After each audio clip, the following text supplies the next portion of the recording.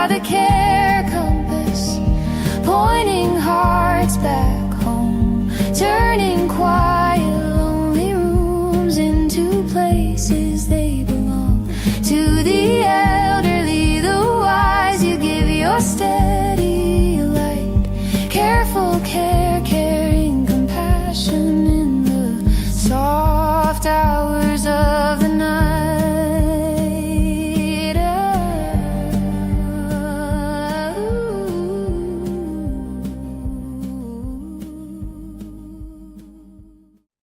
Hi, it's Nicole Brandon with the Care Compass, and welcome back. It is always, I want to say, such a joy to do the show, but it's also such a fragility, right? And such a transparency when I do this show.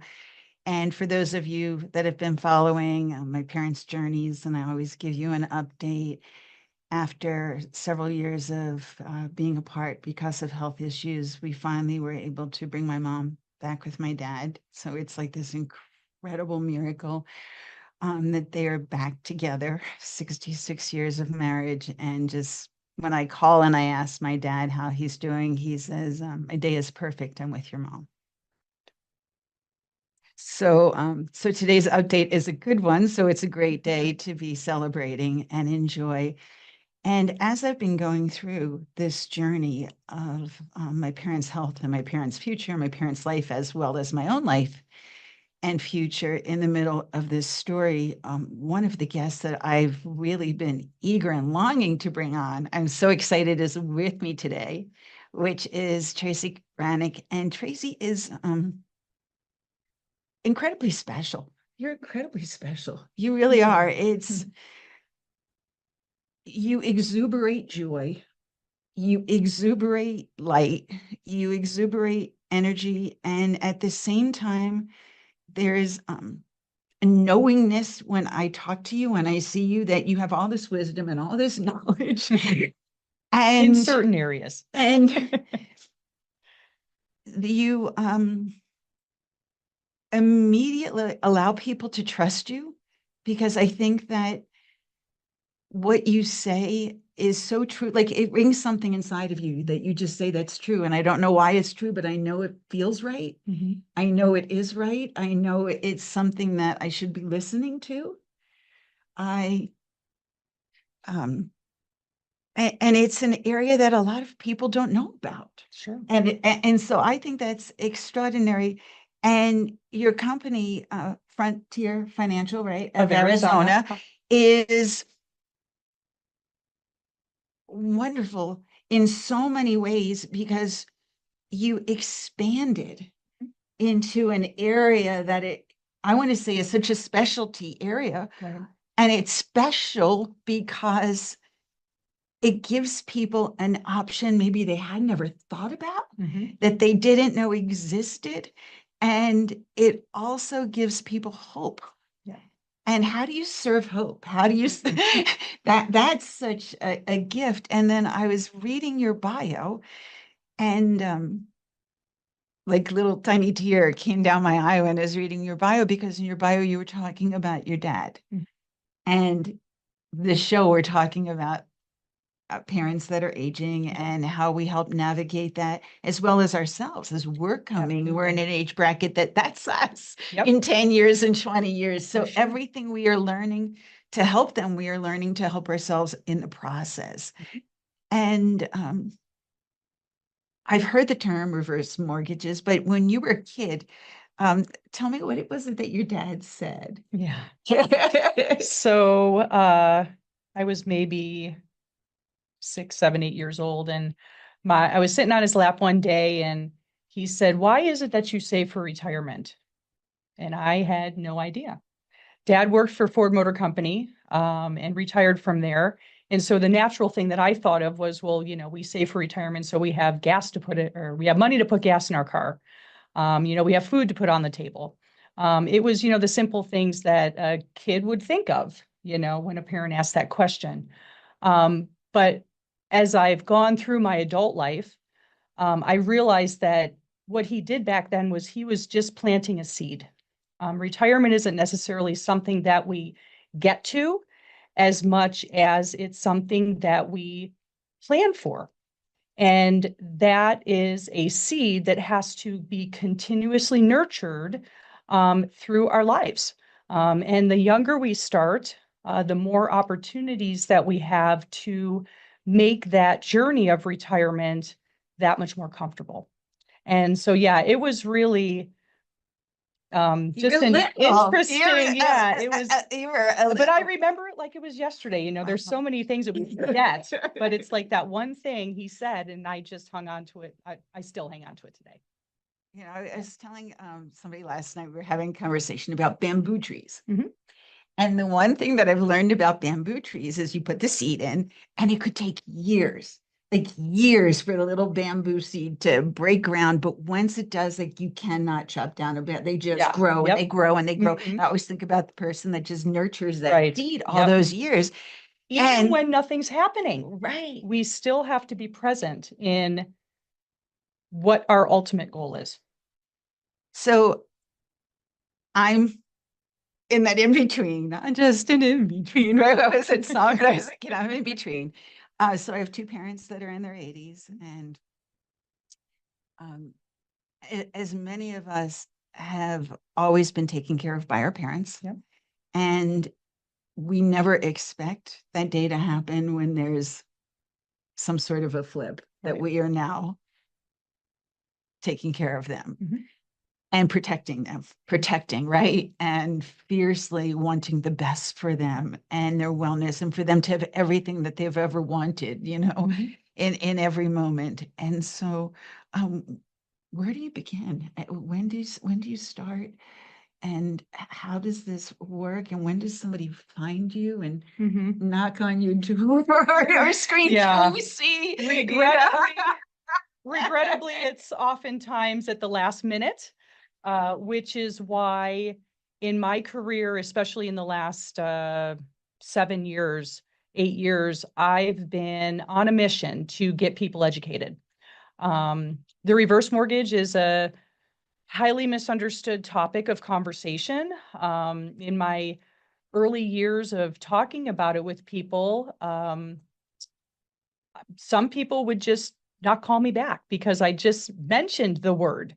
And for some reason, people just were not real open to it. And I think, again, it was because of lack of information. I always believe that people make better decisions when they have the right education. And so coming at the topic of the reverse mortgage from just an educational standpoint, I now have a much better way of being able to get them comfortable with the idea, at least to think about it, because it is a learning curve. And some people in the matter of a couple of months realize the benefit of it. Other people, it takes them 2 or 3 years until a major life event happens and they say, gosh, now I think I need it.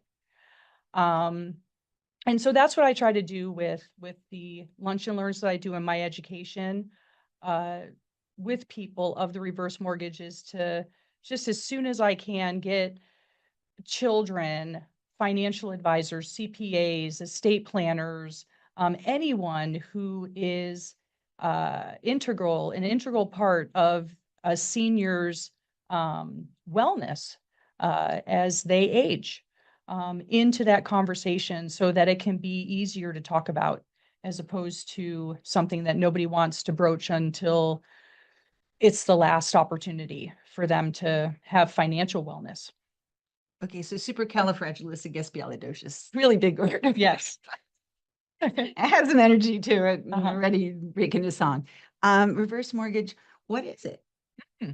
So that is a great question. And so it's a loan. Okay, so the your home is collateral, just like a traditional loan that you make payments on. The difference is that you don't have to make payments on it. So it's the very first reverse mortgage was written for a gal in Kansas, and this was back in 1989. And if we think about the demographic of person that this program was designed for, it was a widow, usually a woman. when their husband passed away, typically they had no income at all. They hadn't been in the workforce very long, so they themselves weren't receiving Social Security. But what most people did back then was their house was free and clear of any mortgage.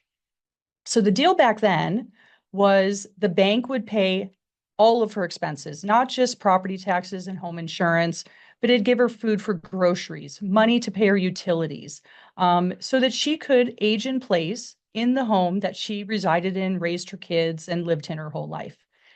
And at the end of her life, the deal back then was the bank got your house. And since that time, the program has evolved tremendously, mostly because people's lives have evolved. Women now have their own pensions, they have their own retirement accounts. They don't necessarily have to rely on their husband and what they did for them to set them up when they pass away. So no longer does the bank take your house. No longer does someone who's under 62 years old get thrown out when their spouse passes on. The program has evolved into the demographic of people that we have today. Dual income households,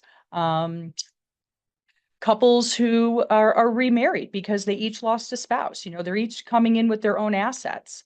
So in my Lunch and Learns, I like to talk about that evolution of the program because a lot has changed with it, and a lot's going to continue to change as people's lives change. And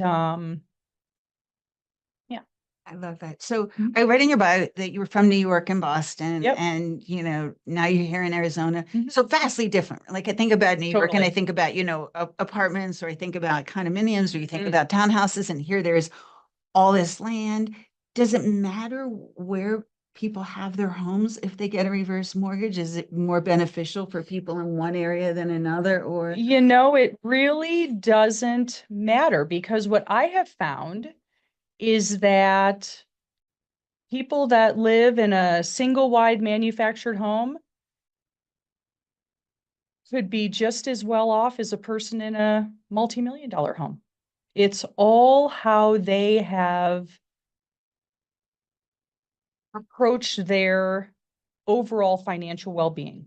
And what I mean by that is, we think that we just have to save in our 401ks or our IRAs. But there's more to financial wellness than that.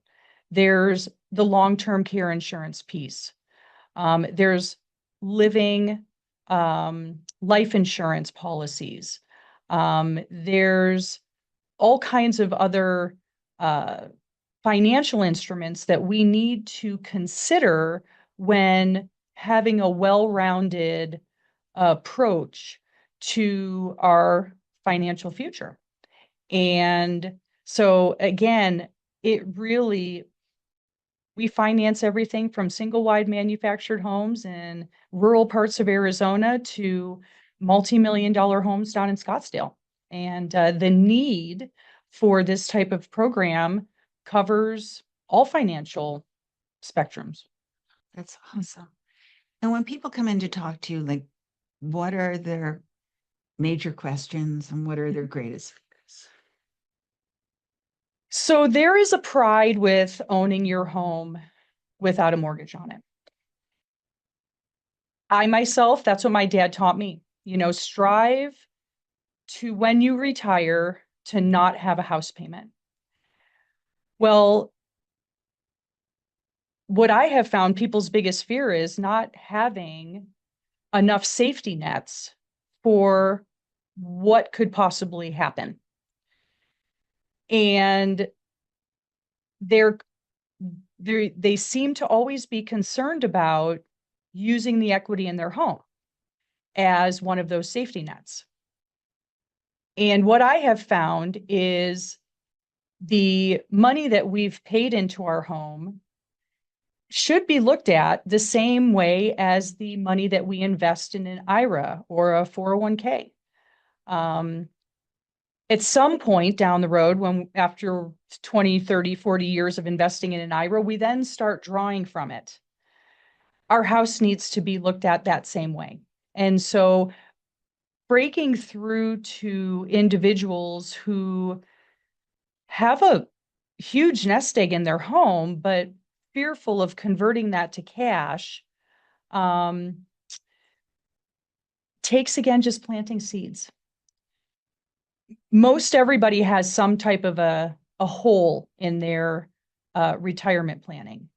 And so my job, I feel, is to find out what that is, plant the proper seeds so that I can help them be prepared for whatever might come on down the road. That's wonderful. So who is this for? It is for any homeowner 62 years or older who has concerns about their financial well-being.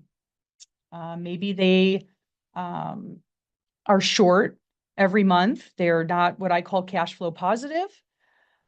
Maybe they don't have a savings account if a major unexpected event occurs, like needing a new car, an air conditioner, a new roof, any sort of deferred maintenance on their house, wanting to take a trip. There's so many people that are living in retirement, we'll say paycheck to paycheck, and they have a brand new great grandbaby that they want to go see and they can't. And it's things like that, so it isn't even a negative event that could occur. It could be something positive that they're just not financially capable of experiencing. But I love that you say that there's, take a vacation, see your Right. grandchild. Right. There's such a longing. Mm-hmm. And so I know for myself, being a child with aging parents, Mm-hmm. there are conversations that are impossible, like the keys to the car. Like you should not be driving, you're running over mailboxes and Right. small children and, whatever, and, beautiful lawns and gardens, and somebody took time to plan. Like, where I can drive and you think I can't drive anymore, right? In those conversations. I remember the last time I drove with my dad, I said, I am driving moving forward. And how did that go? It actually went good, but I wasn't taking his keys away. So I just said, anytime I'm around you, I drive.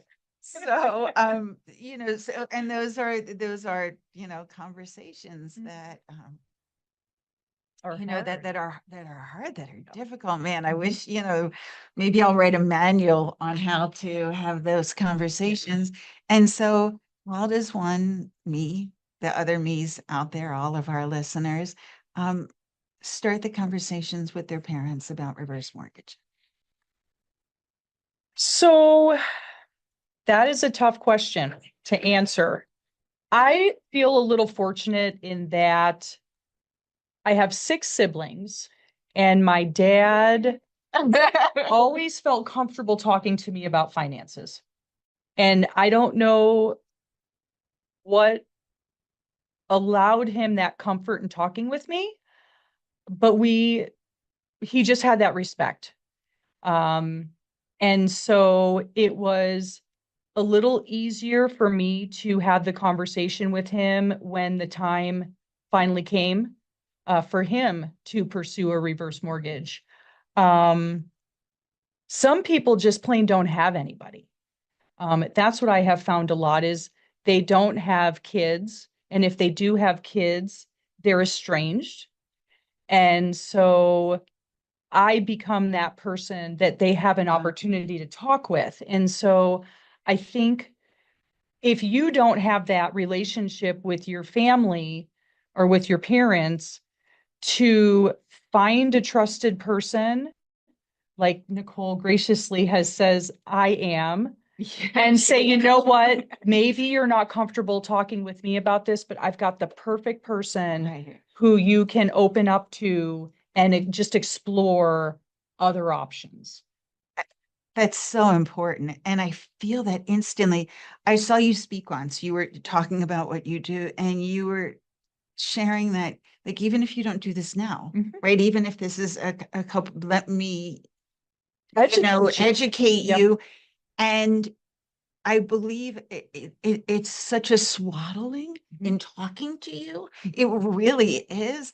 You feel safe, you feel protected, you feel seen, you feel heard, you feel understood.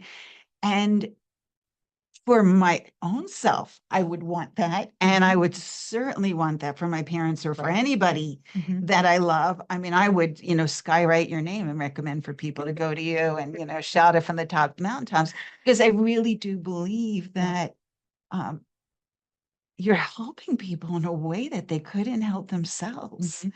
And you're offering them something that they didn't even, it's like a miracle. Mhm. It's like somebody that all of a sudden finds all this money under the mattress or Right. something, or are you winning the lottery? It's like Mhm. out of nowhere. Yeah. This windfall comes your way that you didn't even know was possible. Right. And so, in talking to you, and then you were sharing that you had gone from like traditional real estate or whatever Traditional lending. Yep. into, and so what was that transition for you, or what was? Yeah. So I still do traditional loans, of course.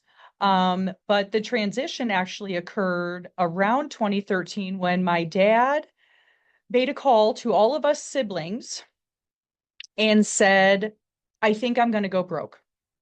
And I need all of you to help me gosh. with your mom's care.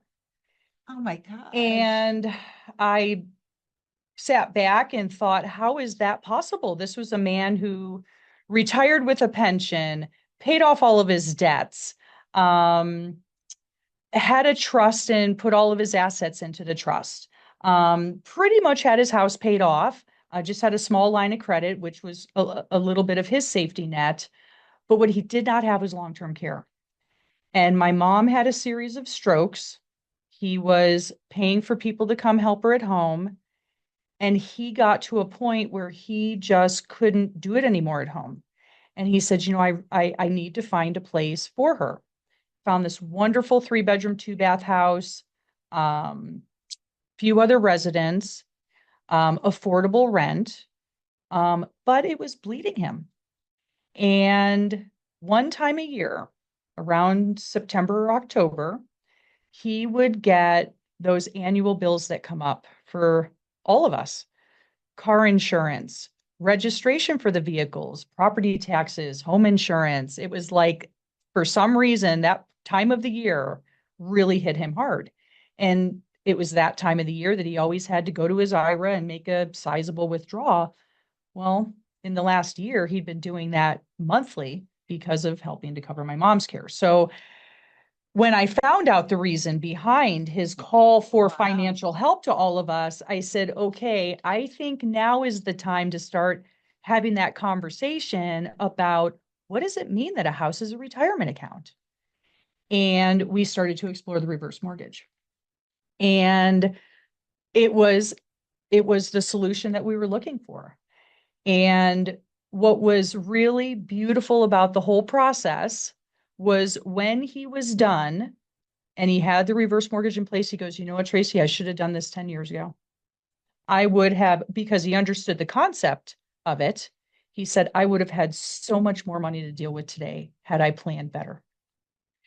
And that was my very first experience in learning how we can feel so confident in everything that we've done to prepare. And then life throws us a curveball that we had no plans for. And that's what made me add this program into my toolbox of options for people. My own personal experience. My heart is with you, because I grew up with a father who is a financial wizard, and very much the same thing. My mom went down this rabbit hole of health. Yep. And so I have a personal connection to that. Wow. Yep. And I find most couples experience something like that, where one of them is healthy and has to take care of the other. But even that by itself is so draining on the caregiver. And people like my dad, I mean, he hung in there so much longer than he should have, because he, of that generation, feels it's his obligation. Through good times and bad times, you're there. And the way I see that now is I want to pay for the absolute best care for my spouse, not be the one personally to provide it, because that takes away from my quality of life and makes me at risk of not being able to care for them because I'm not caring for myself. So it's definitely there's a generational shift, I think, that we're gonna see where people will begin to realize the value of paying for that care and giving ourselves a break, both financially and spiritually, because that's a lot on our soul to take care of somebody and forget about ourselves. It is. I like me. Yeah. Me, I did that journey, right? I'm Yeah. in that journey. As I think many people that are listening and watching to our show, that's where they're at right now. Yep. It's so easy. Yep. So, because all you think about is, I have to take care of this other person. I have to make Right. sure they survive. I have to make sure that they're protected. Mm-hmm. And like picking up the dry cleaning, paying bills, Yep. kids are at camp. Like, oh my gosh, like just remembering, your own life just gets so far pushed aside. It does. And that becomes your primary focus. And if Mhm. there is something that can give breath to that, Right. and allow you space to have your own life as well as supporting and helping the person you love. Mm-hmm. There's Yep. sheer magic in that. Yeah.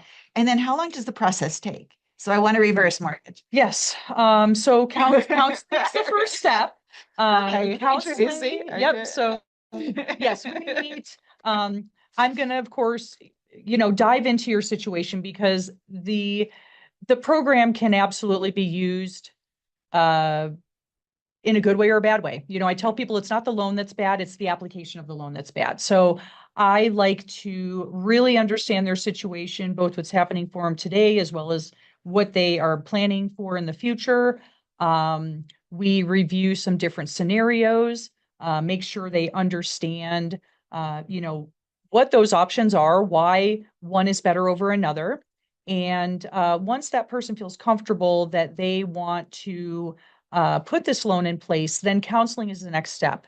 And counseling is designed to just make sure a person is given thought to how they're going to utilize the program, but also what other options are out there.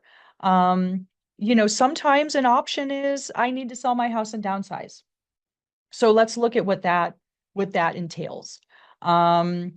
So there's other loan programs. Sometimes the reverse mortgage is not the right answer today. Maybe something else is the right answer. And so having also that traditional loan background, I can help somebody understand absolutely any type of program that's available to them. And so counseling is going to go over all that stuff. They're going to ask you to prepare a budget.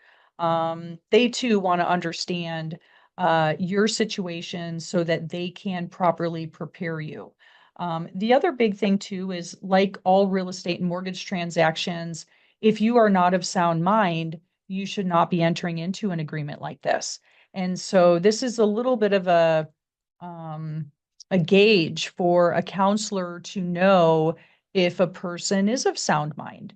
And if they're not, for us to have that conversation about, do you have a power of attorney in place? Is there an estate planner that we need to bring into this conversation? So this is it's a big deal. It's not like our 30-year fixed loan that we can just, churn over year after year and pull cash out and do stuff like that. This is a retirement account. And so just making sure that you're ready for it is the first step. From there, it's a normal loan process. 30 days, you get an appraisal done, work with the title company. And it's pretty straightforward after the counseling. That's great. Yeah. And it is Seems just really counseling is simple. just a phone conversation. I Right. made it sound like it was something you got to go and take a test. It's like on. when You you're getting don't. married, go Right. see your minister, this or whatever No, it is. it's nothing like that. It's just a phone conversation. Well, I love it an because hour, know hour and a half. how It's people really live, right? Do they Right. go to the theater? Do they Right. travel? What do they want to do? Right? What are Exactly. your expectations? grandchildren's, like you're saying, see grandchild, go on a Disney Yep. cruise, take any of those things. And So when people, that's the beauty of it is, you can use the equity in your home for absolutely anything, which is, it goes back to why is this for everybody? Because some people work their tails off their entire life, W-2 employee, 70 hours a week, and now they retire, but not really. They just want to go do something else. Right. And this is a way for them to fund whatever that is that they want to do. I've known people who've started nonprofit organizations because they finally were ready to give back and they had so much that they wanted to give. So it's really just anything. Go buy a vacation home, go travel, go do what it is you want. But at the end of the day, too, be prepared for those things that come up that we aren't prepared for. Which is what we're talking about. That's exactly. It's all of it. And then, and I want to get back to this, but I just want to briefly step to the side about you. So 6 brothers, sisters. Yes. And so was there conversation within the family? Like, Yes.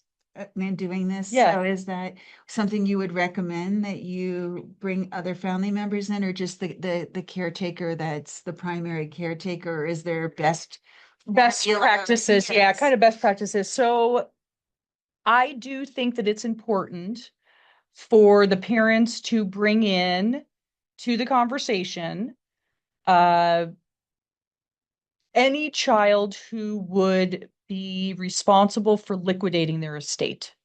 Great answer. That Okay, very is good. Great absolutely, answer. Okay. like me having 6 siblings, Dad didn't feel it was anybody's business, which I agree with him. This is a big financial decision.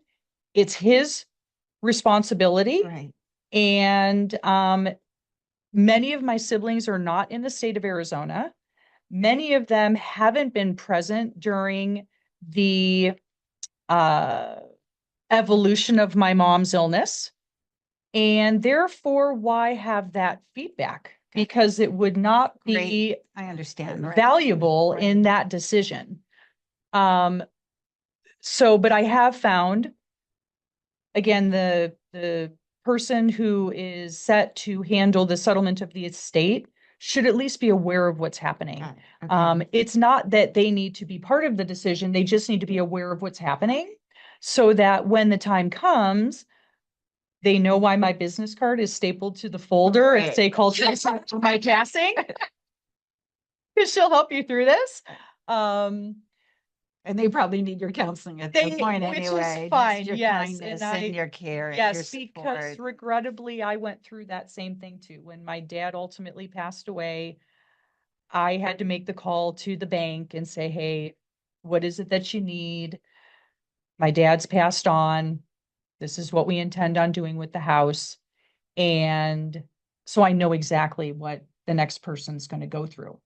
And all of my clients know that I am the call that their ear is to make so that I can help them. I love that. Yeah. Yeah. I like to say that my job starts when the loan is closed, which is one of the reasons why I tell people to choose wisely who you work with, because you're going to need them later. And I don't get paid beyond that transaction when it closes, but why I do this is why I feel I have to just continue that relationship. Right. And one of the things I love when you're talking about that, it doesn't have to be, a fear factor, that you can use this for cruises or to see your grandkids or vacations or to start a charity. And a lot of people step into their passions at that time, other than philanthropy, where people have always wanted to golf. People have always wanted to fly planes. Absolutely. People have always wanted horses. Oh, geez. Horses, right? So is that you did New York, Boston? Was it the land that brought you to Arizona?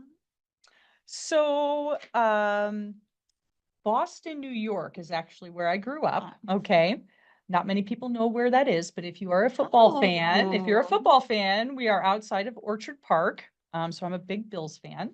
But Boston is a tiny little town in the hills in upstate New York.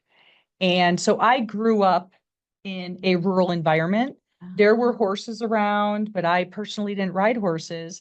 So in the 1980s, when most people would go to Florida for their spring breaks, Dad said, we're going to go to a dude ranch in Tucson.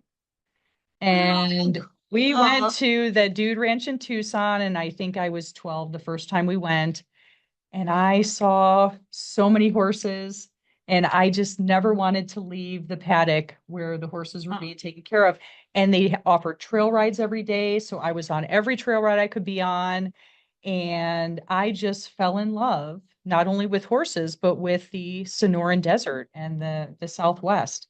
And so after that first trip, Dad said, when I retire, we're moving to Arizona. And he delivered on that promise in 1989. And every year up until that point, we would go to the same dude ranch year after year, see the same people from all over the country. They became friends with, and it was kind of like a place where, again, people came from all over, and you got to know the same people, and everybody planned their trip around when are you going to be there, and it was the best vacation a kid could ever ask for. We all had breakfast, lunch, and dinner together. I mean, it was just like a huge family of 100 people, that came out to this dude ranch every year. It was super cool. That's wonderful. Yeah. That's wonderful. Yeah. And then as a little girl, so you said your dad planted the seed for retirement. Yep. But you could have gone, into being a horse fit. You could have gone into a million things.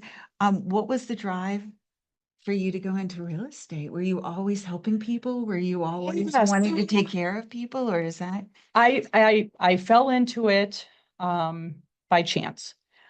So I graduated from the University of Arizona in Tucson in 1998.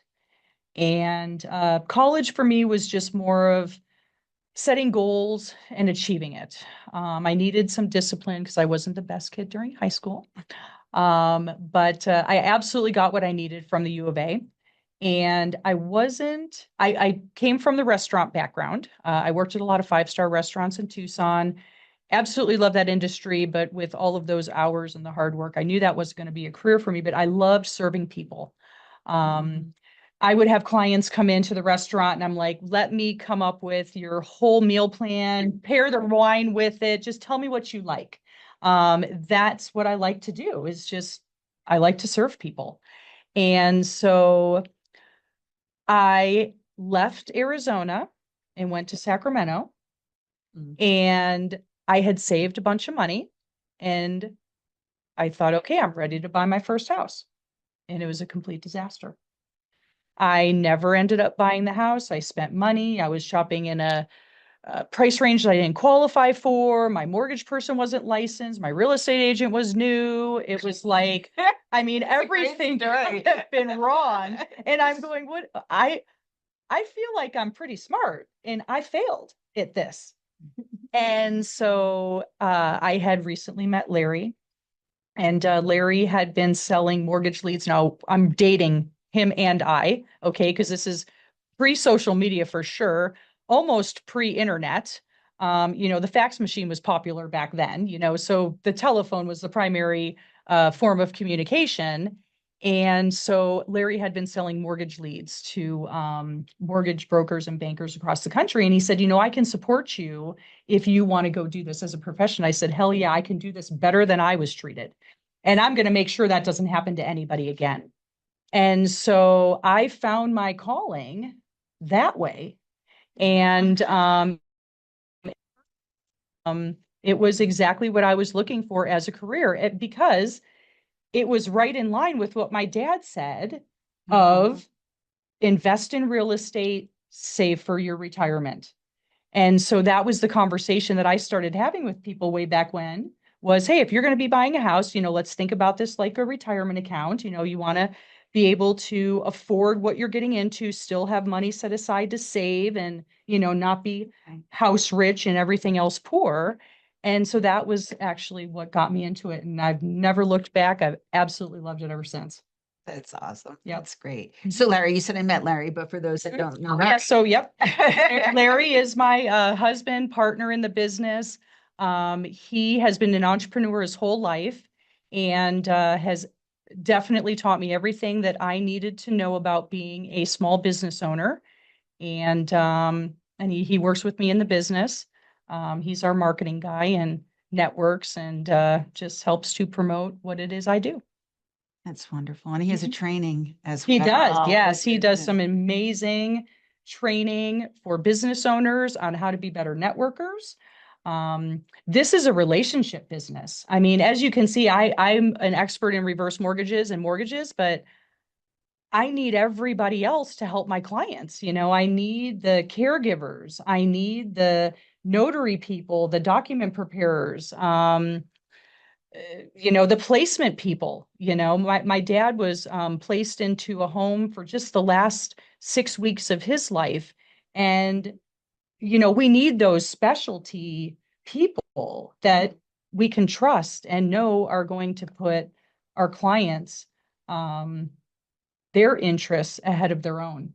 And so, yeah, it's all about networking and working with the absolute best people, because who you work with is an extension of who you are. And so I take very seriously if somebody gives me a referral of a client of theirs, that they have got to be taken care of as perfectly as possible, because their reputation is my reputation. And so Larry teaches that philosophy, and that's how we conduct ourselves in our business. I'm so glad you were here today. And truly, for anybody that has the opportunity to meet Tracy, to talk to Tracy, to work with Tracy, to be able to see the opportunities to make your dreams come true, your visions come true, to have safety, to have relief, to have confidence that everything is handled and taken care of, I would highly recommend it, even just to have someone to talk to. Like she's saying, sometimes you just need somebody to be able to talk to and to ask those questions, those what ifs, or how does that work, or the whys.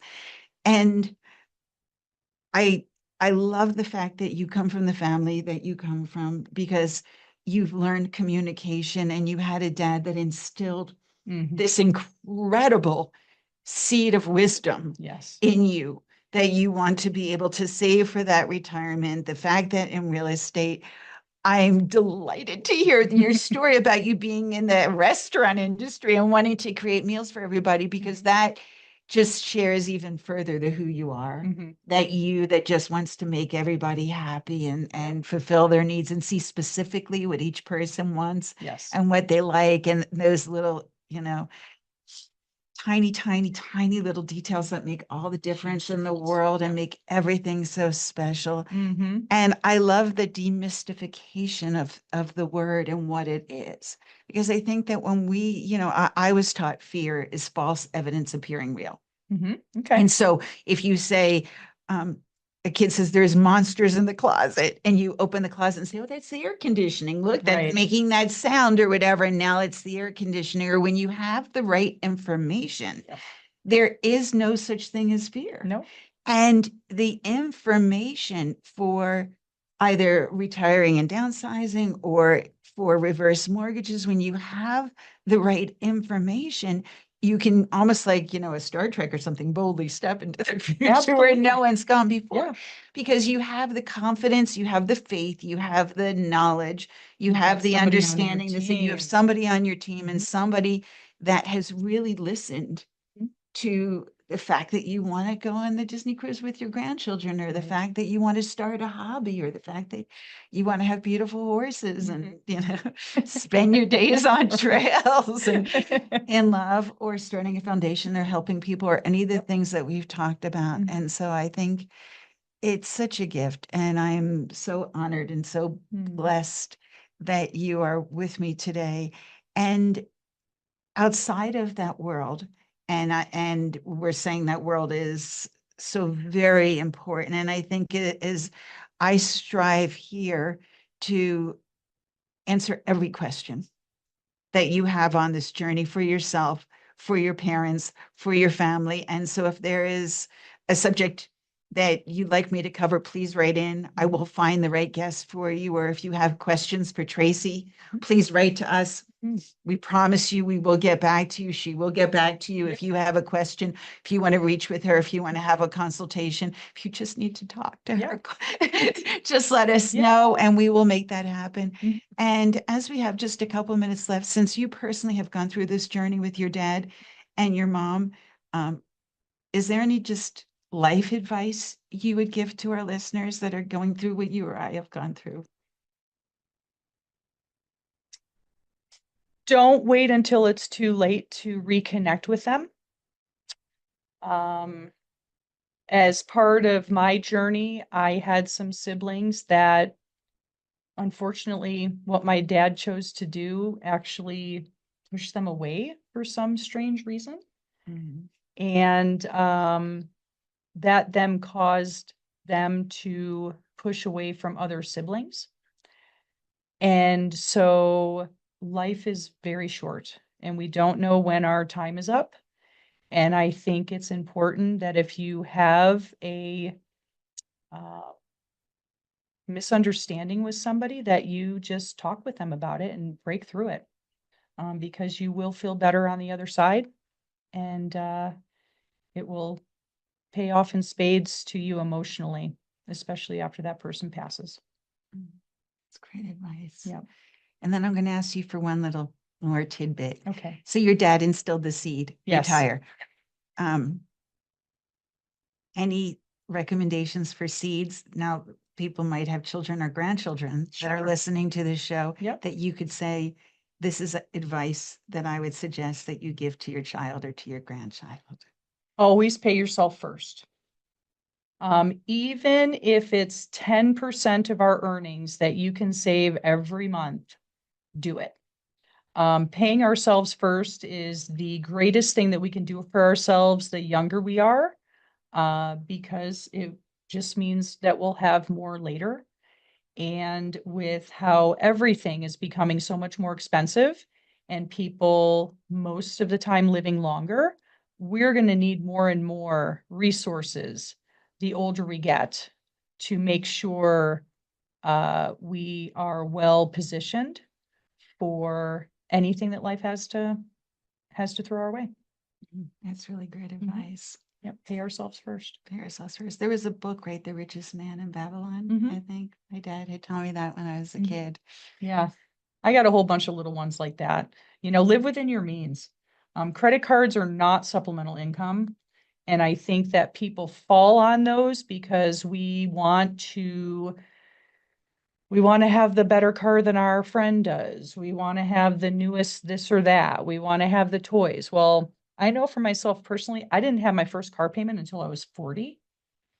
And I just think that we're living beyond our means and not living within the income that we have coming in. And that's a big piece of the puzzle. I mean, there's so many people that I have interviewed for home loans or taken applications for, and they have an $800 or $1,000 car payment. And I think that's 2/3 of a house payment right now. How can that be the biggest expense that you have? There's just, I think there's some education that needs to be done in high school or wherever to just get people to recognize that we can't live out of our car. And that needs to be a much smaller percentage of our overall income in terms of expenses. Great advice. And how do people find you? Let's see. Yes. So I'm a licensed mortgage broker in both Arizona and California. Frontierfinancialaz.com is my main website. Reversemortgages.net is the reverse mortgage website. My name is Tracy Rannick. I am the broker and owner of Frontier Financial of Arizona. So if you just Google that, I'm pretty sure I will consume the first and second page of Google. And we've got great reviews out there. You can contact me by phone, email, all of my contact information is out there. Wonderful. Mhm. I so appreciate you being Thank here you. This today. was a lot of fun. I've learned so much. I mean, and it's something I've always been interested in Mhm. since I very first heard the term. And then when I met you, there is just something remarkably, like I was saying, special about you. You Thank you. know it, you know what you know in Mhm. this world. And there are times that you meet people and you automatically know this is a wonderful person. I can trust this person. Mhm. And you embody that. You Thank really do. There is just such a beautiful safety in the all of who you are. And I understand now Mhm. from your history, even from the restaurants and the serving and your dad, that your whole life's journey Mhm. has been in helping people and serving people and Yeah. giving to people and seeing them Mhm. and understanding Mhm. this, you know, Yeah. and it's fascinating, it's beautiful, and it's exciting to Thank know you. that there is opportunity Mhm. that we didn't even know Mhm. that was out there. And so I'm very grateful Thank that you. you're with us, as I'm sure you're all really grateful and you learned something, right? You learned something remarkable. Tell everybody you know, because Yes. this is really, it's doable. Mhm. It's doable and it's an answer.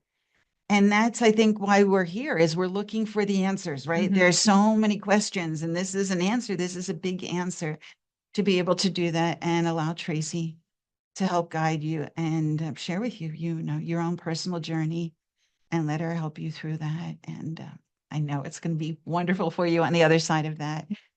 And I thank all of you for being with us today. So it's really been special Yeah. to share my journey with you, as every week I love sharing my journey with you and to be able to take whatever I'm learning and share it with you. So hopefully you have one less sleepless night, one less problem to solve, and that questions you've had that I have answers for, or that I've experienced, or someone's experienced that could help you. So if you need assistance, write in. We will make sure we find the right people for you. And know you are not alone. We are walking with you, holding your hand, and we are walking in love. Mhm. And look forward to seeing you on our next Care Compass. Until then, you're doing a great job, and we are grateful for you. You are the care compass, pointing hearts back home, turning quiet, lonely rooms into places they belong, to the end.